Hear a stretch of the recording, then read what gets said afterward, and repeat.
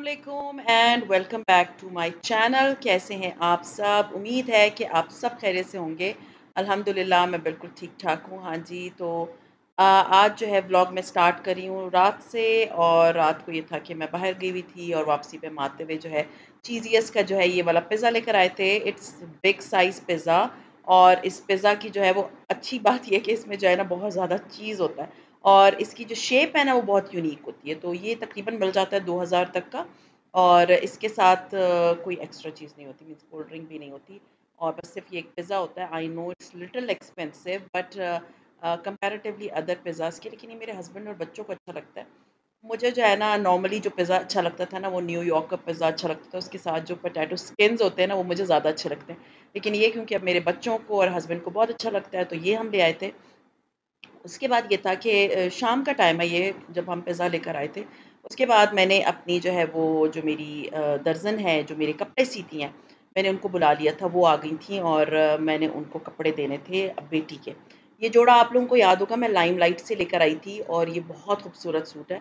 पहले लाइक ये लाई मैं अपने लिए थी बट मेरी बेटी को ये बहुत अच्छा लगा। इसके फ्लावर्स, इसका दुपट्टा बड़ा प्यारा है। इसके अंदर ऐसे दुपट्टे के अंदर जैसे इंची टेप होती है ना वो डिज़ाइन बना हुआ है पोल्का डॉट्स हैं। सो शी वाज़ लाइक ये मैं लूँगी। I was like fine. तो अब जो है ना वो मेरी दर्जन आई हुई थी, मैं उनके साथ कपड़े जो है ना वो कर रही थी कि कौन-सी लेस लगानी है, क्या लगाना है। और कुछ कपड़े मैंने अपने टेलर को दिए हुए हैं क्योंकि एक बंदे का काम नहीं है। दर्जन ये होती है कि कभी जब वो फ़ारिग होती है बेचारी, एक जोड़ा मुझे 10 दिन में, 8 दिन में सी के देती है। टेलर ही होता है, इसको 2-3 जोड़े पकड़ा दो, टाइम बता दो तो वो उसी टाइम पे आपको सी देता है। ये बहुत अच्छे कपड़े सीती है। एक जोड़ा मेरा सिल के आ चुका है और वो इंशाअल्लाह ताला मेरी पूरी कोशिश है कि मैं कल आप लोगों के साथ वो जोड़ा ज़रूर शेयर करूँगी बिकॉज़ वो बहुत प्यारा लग रहा है। ख़ैर एनीवेज़ उसकी स्टोरी भी सुनाऊँगी, उसके साथ हुआ क्या था, थोड़ा-सा मिसहैप भी हो गया था। तो ख़ैर ये वाला जो है वो जोड़ा आज मैंने श्रिंक पहले से किया हुआ था और साथ के साथ मैंने जो लेसेस लगानी थी, अब ये तो देखें इसका दुपट्टा कितना हसीन है। तो ये वाला सूट मुझे था कि मेरी बेटी के भी साथ-साथ चलते रहें और सिलते रहेंगे तो जो है ना आसानी हो जाती है, वरना तो ये होता है कि इतने कपड़े जो है ना वो टेलर भी इतनी जल्दी नहीं देता।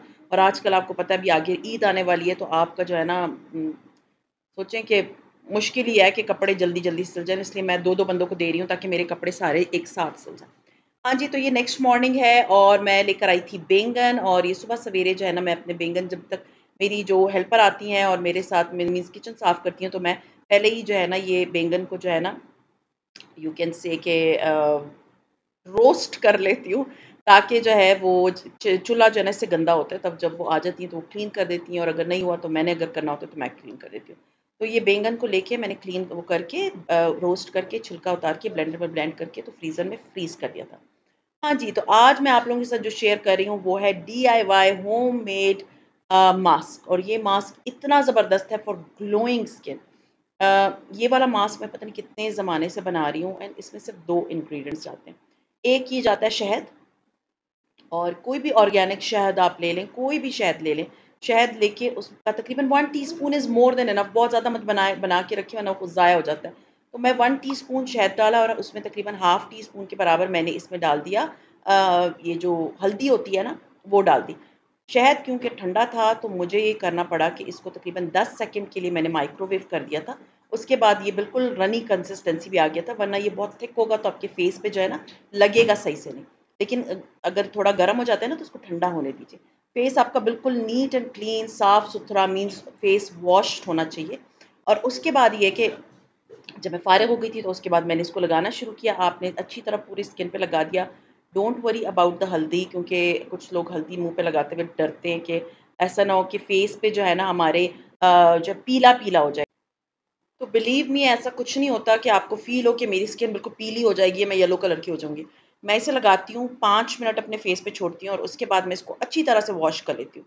आपने अच्छी तरह से वॉश करके अब जब अपना फेस को ड्राई करेंगे, तो आपको एक स्मूथ स्किन मिलेगी बिकॉज़ ऑफ हनी। शहद जो है ना वो इट्स सीरियसली वैसे भी मिरेकल ही है but it can do wonders to your skin. बहुत अच्छी कर देता है आपकी स्किन, ये बात याद रखिए। इतने प्रोडक्ट्स हैं या इतने डीआईवाईज़ होते हैं, होम रेमेडीज़ होती हैं जिसमें जो है ना मोस्टली शहद का इस्तेमाल किया जाता है और मैं हमेशा शहद का इस्तेमाल करती हूँ। मैं शहद बहुत ज़्यादा क्वांटिटी में भी लेकर आई हूँ। आप लोगों को अगर याद हो मैं क्वेटा से तकरीबन 1 केजी शहद लेकर आई हूँ। अभी मेरे पास थोड़े से जार्स में शहद पड़ा हुआ है, तो वो मैं अभी यूज़ कर रही हूँ। उसके बाद मैं वो बड़ा वाला शहद वाला खोलूँगी।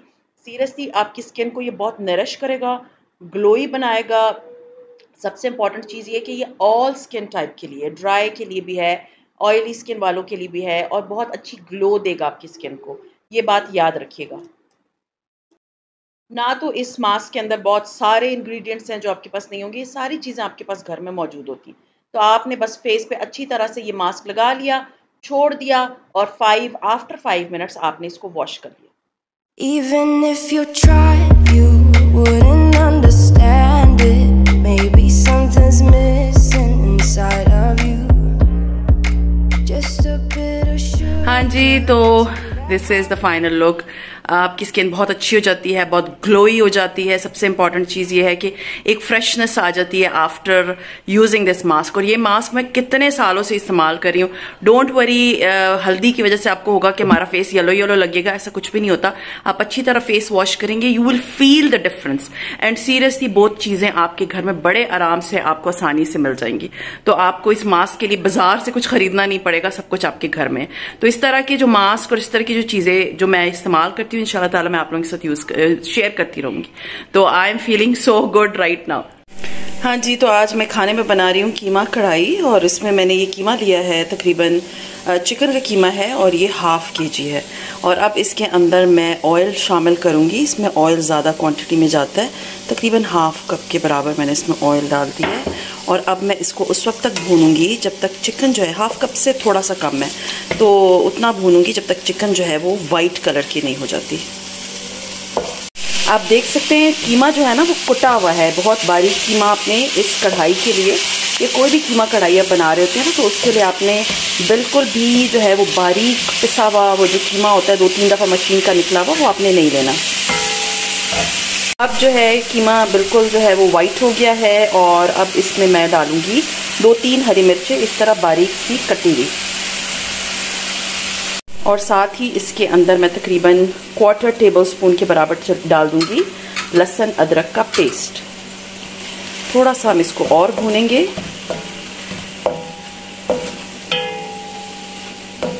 अब इस पॉइंट पे मैं इसके अंदर शामिल कर दूंगी टमाटर, और ये तकरीबन 3 टमाटर हैं, और इनको बिल्कुल बारीक बारीक आप देख सकते हैं मैंने काटा हुआ है। तो ये अब मैं इसके अंदर मैंने शामिल कर दिया। आप देख सकते हैं इसमें मैंने कोई नमक, कोई मिर्चें, कुछ भी अभी तक शामिल नहीं किया। टमाटर डालने के बाद मैं इसका ढक्कन जो है वो थोड़ी देर के लिए ढक के रख दूंगी।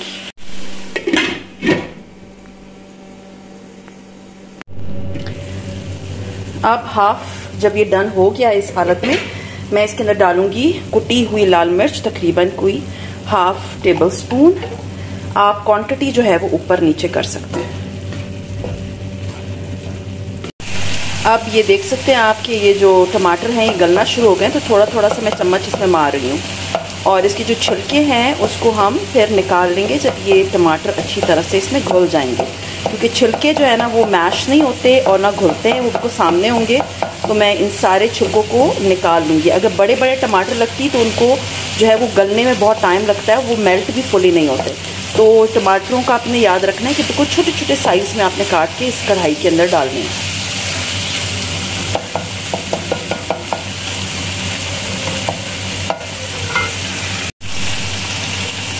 ये देख रहे हैं ये छिलका है, मैं निकाल रही हूँ।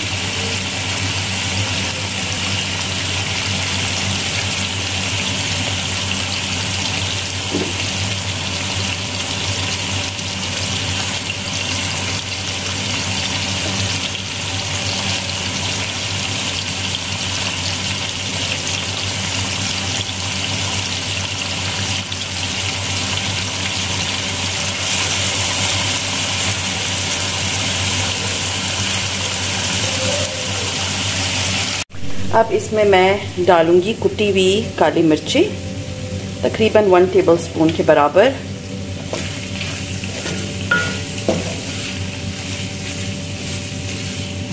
और याद रखिए ये शनवारी स्टाइल की कढ़ाई है, इसमें बहुत ज़्यादा मसाले जो हैं वो नहीं जाते। अब इसमें मैं डाल रही हूँ दही, तकरीबन ½ कप।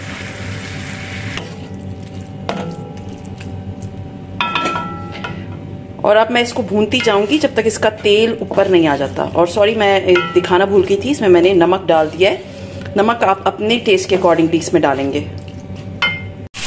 अब ये आप देख सकते हैं इसकी जो है वो ऑयल जो है वो कीमे ने छोड़ दिया है और ये अच्छी तरह से मैंने भून लिया है। अब इस पॉइंट पे मैं इसके अंदर डालूँगी थोड़ा सा धनिया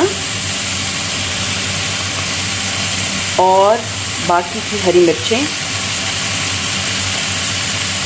मैंने तकरीबन 3 से 4 हरी मिर्चें ली थी और मैं इसको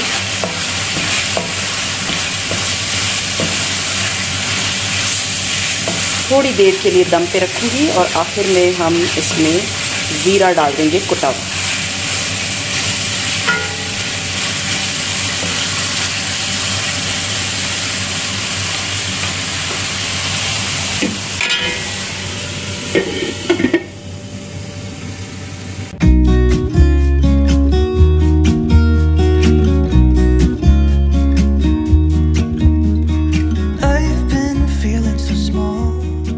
कीमा जो है वो रेडी हो गया था और बच्चों को ने बड़े शौक से खाया था। ये वाली रेसिपी आप लोग ज़रूर ट्राई कीजिएगा, आप लोगों को बहुत अच्छी लगेगी। खैर एनीवेज़ उसके बाद मैं लेकर आई थी बेकरी से जो है वो केक रस, और मुझे था कि केक रस और ये बिस्किट्स थे, तो ये मैं हमेशा रखती हूँ घर में। तो ये होता है कि जब मेरे हस्बैंड या बच्चे आते जाते हैं ना, वो कुछ ना कुछ स्नैकिंग करना चाहते हैं, तो ये घर में पड़ी हुई हो तो वो आराम से जो है ना वो खा लेते हैं। तो खैर ये सारे जार जो हैं आप हम लोग मुझसे इसके बारे में पूछ रहे थे, मैंने लोकल स्टोर से लिए हैं और ये बहुत अच्छे जार्स हैं। इसके अंदर बहुत अच्छी क्वांटिटी में चीज़ आ जाती है और दूसरा ये कि काफ़ी अरसा तक जो है ना वो इसके अंदर बिल्कुल ताज़ी रहती है। तो कुकीज़ एंड केक रस या कोई भी ऐसी चीज़ होती है जो बेकरी वाला स्टफ़ होता है, और स्पेशली पंजाब के इलाके में या कराची में जो समंदर के करीब है, या जो मैदानी इलाके जो जिनमें दरिया वगैरह बहते हैं, उसमें नमी की क्वांटिटी जो है वो ज़्यादा होती है। कोयटा में आप बाहर रख दो वो चीज़ कभी भी नमी वाली नहीं होगी। लेकिन अगर यहाँ पर अभी जैसे मानसून स्टार्ट होने वाला है, तो अगर कोई चीज़ मैं बाहर छोड़ दूँगी इसी तरह डब्बों में, तो ये सीरियसली ये सौगी हो जाएँगे और फिर इसमें फंगस लग जाएगी और चीज़ ख़राब हो जाएगी। एंड आजकल जो महँगाई का रेट चल रहा है आसमान की तरफ, तो उसमें कोई भी अफ़ोर्ड नहीं कर सकता कि वो रिस्क लेकर आए और वो ख़राब हो और वो डस्टबिनों में फेंके। तो ये वाले जार ये है कि एक ही दफ़ा की इन्वेस्टमेंट है और बिलीव मी ये एक दफ़ा की इन्वेस्टमेंट आपको कई सालों तक चलेगी। हाँ, थोड़ा-सा ख़्याल रखें, मीन्स धोते हुए, जैसे मेरे जार्स जब खाली हो जाते हैं, तो मैं अपनी हेल्पर को दे देती हूँ कि इसको वॉश कर दे। तो वॉश करने के बाद मैं उनको किचन में नहीं रख पाती क्योंकि गीले जार्स होते हैं, तो मैं उनको बोलती हूँ कि मेरी डाइनिंग जो मेरा दूसरा डाइनिंग टेबल है ना, उसके ऊपर जो है ना ट्रे में रख दें। तो वो ये होता है कि थोड़ी देर के बाद ना वो वहीं पर ही ड्राई हो जाते हैं। जब ड्राई हो जाते हैं तो ड्राई जार्स ये होता है कि बंद नहीं हो, खुले हुए, बंद करके मैं अपनी अलमारी में रख देती हूँ। और जब भी मुझे ये फ़ील होता है कि मैंने जो है ना, जैसे कुछ जब मैंने कोई चीज़ खरीदी होती है इस तरह की, जिसे जार्स में रखना बहुत ज़रूरी है, जैसे ड्राई फ्रूट्स हो गए, बिस्किट्स हो गए, या इस टाइप की चीज़ें होती हैं, तो वो सारी चीज़ें मैं उसके अंदर डाल के तो डाइनिंग टेबल पे, अपने जो मेन लाउंज के डाइनिंग टेबल है जो कि नॉर्मली हम यूज़ करते हैं, आते-जाते उसको यूज़ कर रहे होते हैं, तो मैं उसके अंदर रख देती हूँ ताकि आसानी से जो है ना, वो कहते हैं ना आपकी दस्तरस में, और आप उठाएँ और खा लें।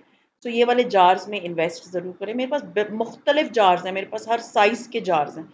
एक जार मेरा टूट गया था, बहुत मीन्स बहुत पहले मैंने कराची से लिया था, आई थिंक हैबिट से मैंने लिया था, बहुत अच्छा जार था, लेकिन वो जो है ना वो गिर गया और वो उसमें पहले क्रैक आई और फिर वो बिल्कुल ही टूट गया।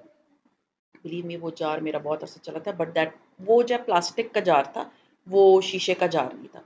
बस इस तरह जो है ना, अगर अपनी चीज़ों का ख़्याल रखेंगे ना, तो वो ज़्यादा अरसे तक चलेंगी। वो जार मैंने तकरीबन कोई 9 साल चलाया और फिर वो टूट गया था।